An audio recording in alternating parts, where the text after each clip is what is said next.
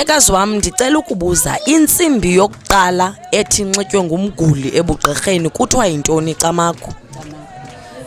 Ibizwa ngoba licamagu, kuthiwa licamagu. Sithini xa sihlonipha laa ntonga uye uyiphathe xa uthe watya iibhokhwe zakokwenu camagu? Asilibizi thina elaa gama, silibiza ngenye indlela apha ebugqirheni, siye sithi yintoni?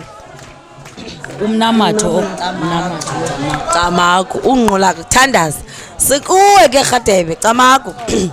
Kukho intsimbi enabileyo esithi sinxiba apha ebugqirheni thina ke magqirha asengooprinsipal, unqula kuthandaza. Kuthiwa yintoni igama lale ntsimbi? Inabe njani mntase? Lena ngaloo mntase. Ithumbu, kusithi lithumbu xa silibizayo camagu.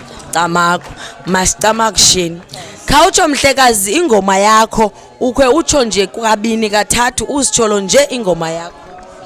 Kavume nazindwendwe hayma, kavume nazindwendwe hayma, kavela umama uyeza hayma, kavela udade uyeza hayma, kavela udade uyeza hayma, kavela udade uyeza hayma, kavela kavela mama, kavela kavela mama.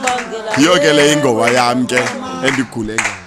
Masicamagusheni, ndiyabulela mhlekazi, unqula kuthandaza. Camagu mzali, apha ebugqirheni thina kukho obu bugqirha bethu bale intsimbi kuthiwa imhlophe. Siye sisebenzise ntoni thina ukunxulumana nezihlwele zethu camagu? Masicamagushe, sisebenzisa impepho kakhulu ukunxulumana nezihlwele zethu. Camagu mhlekazi, ndiyabulela. Nqula kukuthandaza. Umguli ogulela phantsi kwegqirha kuthiwa yintoni apha ebugqirheni xa ebizwa? Umguli ogulela phantsi kwegqirha ugula ngantoni mntase kuqala lo? Ugulela intsimbi mhlekazi camagu. Ngumkhwetha okanye lithwasa camagu. Camagu, masicamagusheni.